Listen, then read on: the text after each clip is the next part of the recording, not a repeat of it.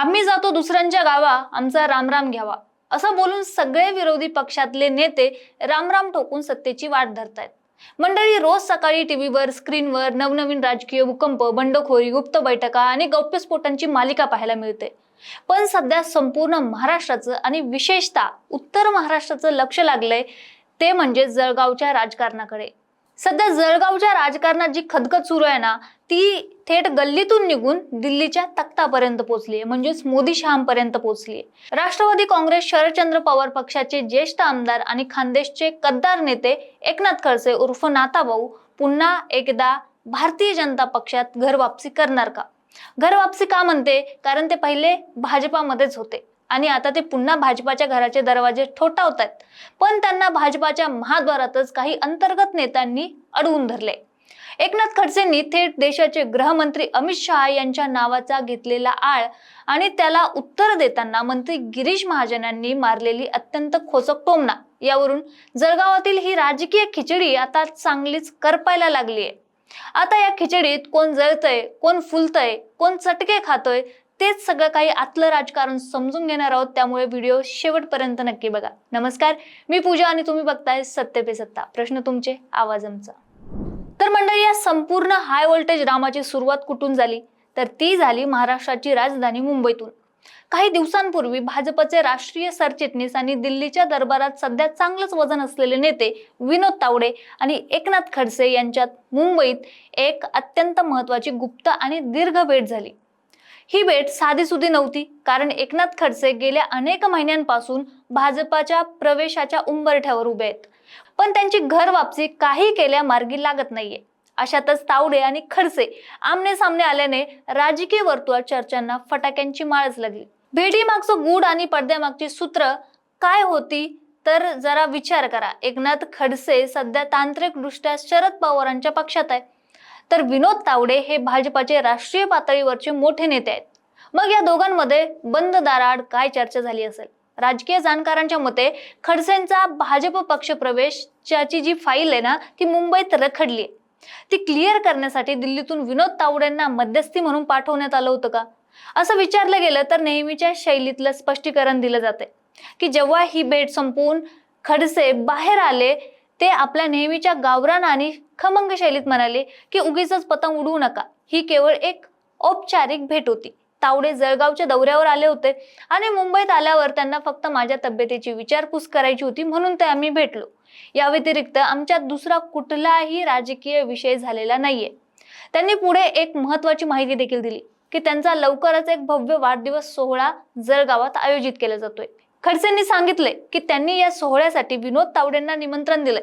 आणि एवढंच नाही, तर देशाचे रस्ते व वाहतूक मंत्री नितीन गडकरी साहेबांना त्यांनी फोन करून निमंत्रण दिले आणि गडकरींनी यायला होकार देखील दिलाय.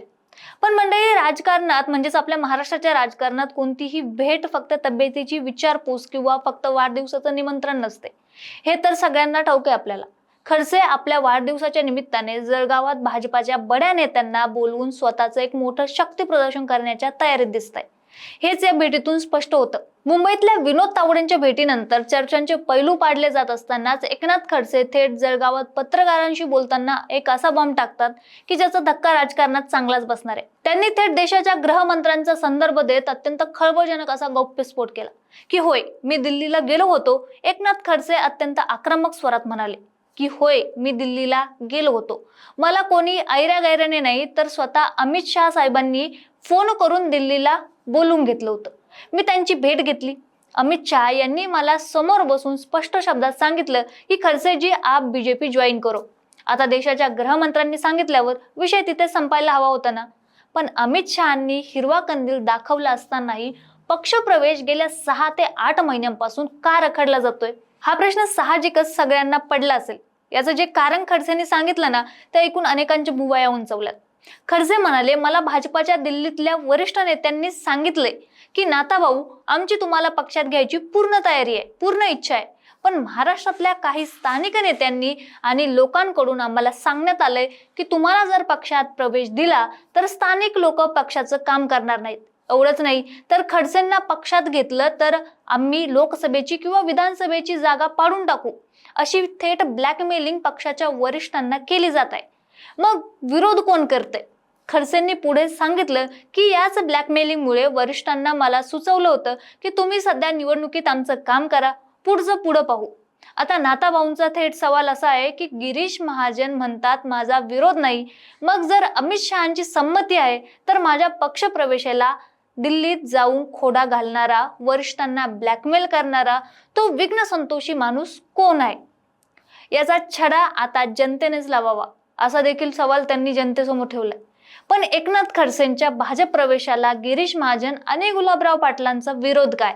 हो, बरोबर ऐकले तुम्ही, गुलाबराव पाटील सुद्धा. आता खडसेंनी आपल्या भाषणात नाव घेतलं नसलं तरी त्यांचा रोख जळगाव जिल्ह्यातील त्यांचे दोन कट्टर राजकीय शत्रू म्हणजेच मंत्री गिरीश महाजन आणि शिवसेना शिंदे गटाचे आक्रमक मंत्री गुलाबराव पाटील यांच्याकडेच होता. हे लहान मुलालाही समजेल. खडसेंच्या या दिल्लीच्या आणि अमित शहांच्या दाव्यानंतर गिरीश महाजन मीडियासमोर आले. महाजनांनी जी बॅटिंग सुरू केली मंडळी, ती खरंच पाहण्यासारखी होती.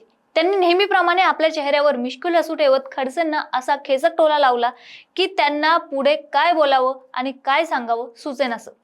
गिरीश महाजन अतिशय उपरोधकपणे म्हणाले, अहो, खडसेंचा प्रवेश माझ्यामुळे कसा काय रखडणार? मी कोण त्यांना थांबवणारा? त्यांची डायरेक्ट दिल्लीला अमित शहा आणि मोठ्या नेत्यांसोबत हॉटलाईन आहे. मी तर खूप छोटा माणूस आहे. माझी साधी मुंबईत वर्षा बंगल्यापर्यंत किंवा मंत्रालयापर्यंत नीट हॉटलाईन नाहीये. मी आपल्या जळगाव जिल्ह्यापुरता बरा आहे. निश्चितच त्यांना जर वरतून ग्रीन सिग्नल मिळाला असेल किंवा मिळाला आहे तर मग उशीर का लावतायत? त्यांनी थेट पक्ष प्रवेश करून घ्यावा. कोणाला काहीच अडचण असल्याचं कारण नाहीये. महाजनांनी खडसेंच्या जुन्या वक्तव्यांची आठवण करून देत त्यांची चांगलीच फिरकी घेतली. मागच्या वेळेस एकनाथ खडसेंचं माध्यमवाल्यांना सांगत होते की आम्ही दिल्लीला गेलो, भाजप नेत्यांसोबत फोटो काढला, गळ्यात भाजपाचा रुमाल टाकला आणि नंतर तो फोटो गायब झाला, असं काहीतरी झालं होतं.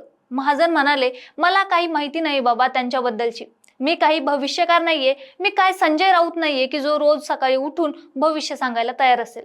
महाजन एवढ्यावरच थांबले नाहीत. त्यांनी हा चेंडू थेट शिंदे गटाच्या गुलाबराव पाटलांच्या कोर्टात देखील ढकलला. ते म्हणाले, खडसेंच्या भाजप प्रवेशासंदर्भात काय चाललंय हे गुलाबराव पाटीलच जास्त चांगलं सांगू शकतील, कारण खडसेंच्या प्रत्येक हालचालीवर ते जास्त बारीक लक्ष ठेवून असतात. मी तर गेल्या 8 दिवसांपासून जळगावात जिथे जिथे पाऊस पडला, पूर आला, दरड कोसळली, या लोकांच्या घरात पाणी शिरलं, तिथे चिखलात पाय रोवून काम करतोय. हे तुम्ही सगळ्यांनी पाहिलंय. मला राजकारण करायला वेळ नाहीये. मंडळी, आता समजून घेऊया की गिरीश महाजन आणि गुलाबराव पाटील यांना खडसे भाजपामध्ये नकोसे का आहेत. जळगावचं किंगमेकर पद 2016 पर्यंत जळगाव आणि संपूर्ण उत्तर महाराष्ट्रात एकनाथ खडसेंचं समीकरण पूर्णपणे चालायचं.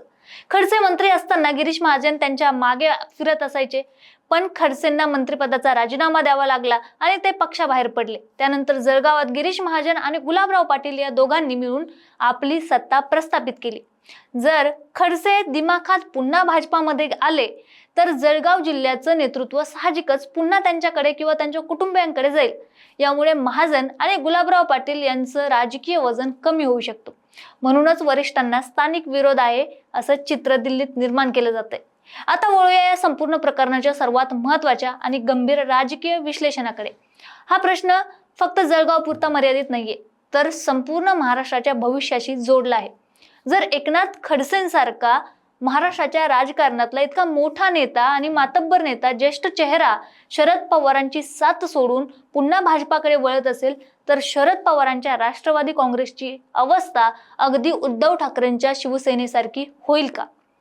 पक्षाची ताकद आणि सध्याची परिस्थिती पाहता या मुद्द्याचे 3 महत्त्वाचे पैलू पडू शकतात. एक मुद्दा असा की पवारांनी दिलेला आधार आणि ऐन निवडणुकीतली गळती, म्हणजे जेव्हा खडसेंना भाजपाने पार कोपऱ्यात ढकललं होतं, ईडीच्या चौकशा मागे लागल्या होत्या, तेव्हा शरद पवारांनी त्यांना आधार दिला, त्यांना राष्ट्रवादीत प्रवेश देऊन थेट आमदार केलं. लोकसभा निवडणुकीत खडसेंच्या सुनेला म्हणजेच रक्षा खडसेंना भाजपाकडून तिकीट मिळालं, तेव्हा खडसे शरद पवारांच्या पक्षात असूनही त्यांनी सुनेच्या विरोधात प्रचार केला नाही. यासाठी शरद पवारांनी त्यांना मूक संमती दिली होती. पण आता जेव्हा विधानसभा निवडणुका अगदी तोंडावर येत आहेत, महाविकास आघाडीतल्या नेत्यांची गरज आहे, अशा वेळी जर पवारांना सोडून भाजपाच्या गोटात गेले खडसे तर हा शरद पवारांसाठी खूप मोठा नैतिक आणि राजकीय धक्का असेल. दुसरं म्हणजे उद्धव ठाकरेंसारखी परिस्थिती निर्माण होणार का? तर उद्धव ठाकरेंची शिवसेना ज्याप्रमाणे एकनाथ शिंदेंनी 40 आमदार आणि 12 खासदार फोडून आणि नंतर ऑपरेशन टायगरच्या नावाखाली खिळखिळी गेली, तसाच प्रकार अजित पवारांनी शरद पवारांच्या राष्ट्रवादी सोबत केला होता. म्हणजेच पक्ष फोडला होता, पक्ष आणि चिन्ह दोन्ही गेलं होतं. आणि आता जर राहिलेले ज्येष्ठ नेते ज्यांच्याकडे पाहून जनता शरद पवारांना मतदान करते, तेच जर एकामागून एक भाजप किंवा महायुतीच्या वाटेवर जात असतील, तर शरद पवारांच्या पक्षात केवळ सुप्रिया सुळे, जयंत पाटील आणि जितेंद्र आव्हाड यांच्यासारखे मोजके 4-5 लोक, बोटावर मोजणे इतके चेहरे उरतील. उत्तर महाराष्ट्रात, विशेषतः खानदेशात शरद पवार पक्षाची जी काही ताकद उरली आहे ती फक्त आणि फक्त खडसेंच्या नावावरच आहे. ते गेल्यास तिथली संपूर्ण संघटनात्मक बांधणी पत्त्याच्या बंगल्यासारखी कोसळली जाईल. आणि तिसरं महत्वाचं पण असं की शरद पवार म्हणजे पवार आहेत. मंडळी, इथे नाण्याची दुसरी बाजू ही समजून घेतली पाहिजे. महाराष्ट्राच्या राजकारणाचा इतिहास साक्ष आहे की शरद पवारांना आजवर अनेक नेत्यांनी, अगदी त्यांच्या सख्या सहकाऱ्यांनी आणि पुतण्यानेही ऐनवेळी सोडलं. आणि पण पवारांची खासियत अशी आहे की जेव्हा जेव्हा त्यांना वाटतं की सगळं संपलंय, तेव्हा तेव्हा ते मैदानात उतरतात, पावसात भिजत सभा घेतात आणि शून्यातून नवीन तरुण फळी निर्माण करतात. 2024च्या लोकसभा निवडणुकीत त्यांनी अवघ्या 10 जागा लढवून 8 जागा जिंकून हे सिद्ध करून दाखवलं होतं. त्यामुळे खडसे गेले तरी पवारांचं अस्तित्व संपवणं एवढं सोपं नाहीये असं वाटत असलं तरी अस्तित्वाला धक्के मात्र जबरदस्त बसलेत. आता आगामी विधानसभा निवडणुकीच्या गणितात महाविकास आघाडी उत्तर महाराष्ट्रात नक्कीच बॅकफूटवर जाऊ शकते, हे सूर्यप्रकाशा इतकं स्वच्छ सरळ खरं दिसतंय. तर मंडळी, जळगाव जिल्ह्यात सुरू असलेली ही राजकीय नुराकुस्ती आता आपल्या अंतिम टप्प्यात म्हणजेच क्लायमॅक्सवर येऊन पोहोचली आहे. अमित शहांचा दिल्लीतून आलेला तो कथित फोन, विनोद तावडेंची मुंबईतली गुप्त भेट, गिरीश महाजनांनी मारलेली जाहीर टोमणे आणि गुलाबराव पाटलांच्या पडद्यामागचा अंतर्गत विरोध, या सगळ्या चक्रव्यूहात नाथाभाऊंचा भाजप प्रवेश नेमका कधी होणार, की ते विधानसभा निवडणुकीपर्यंत असेच त्रिशंकू अवस्थेत लटकत राहणार, हे पाहणं आता अत्यंत रंजक ठरणार आहे. मंडळी, तुम्हाला काय वाटतं? गिरीश महाजनांमुळे एकनाथ खडसेंचा पत्ता कट केला जातोय का? आणि खडसेंनी आता भाजपमध्ये जावं की शरद पवारांसोबतच एकनिष्ठ राहावं? ते खाली आम्हाला कमेंटमध्ये नक्की सांगा, कारण त्यामुळेच कळतं की महाराष्ट्र काय विचार करतोय. आणि अशाच विश्लेषणासाठी बघत राहा सत्य पे सत्ता. प्रश्न तुमचे, आवाज आमचा. लग्न ठरलंय ना तुझं? आणि हे काय? अगं, मला पीसीओडीचा त्रास आहे. कधीतरी हे सासरी कळेलच ना. मग त्याच्यामुळे मुलं होण्यात अडचण येते ना. एकतर पीसीओडी इतका गंभीर आजार नाहीच आहे, आणि त्यावर सोपा उपाय आहे. आपल्या ईशाला लग्नाआधी असाच त्रास होता. तिने डॉक्टर चाटेज होमिओपॅथी क्लिनिक मध्ये उपचार घेतले आणि तिला आता 2 मुलं आहेत. Doctor Chatge homeopathy clinic, side effect नसलेला होमिओपॅथीचा नैसर्गिक उपचार. 9545727107.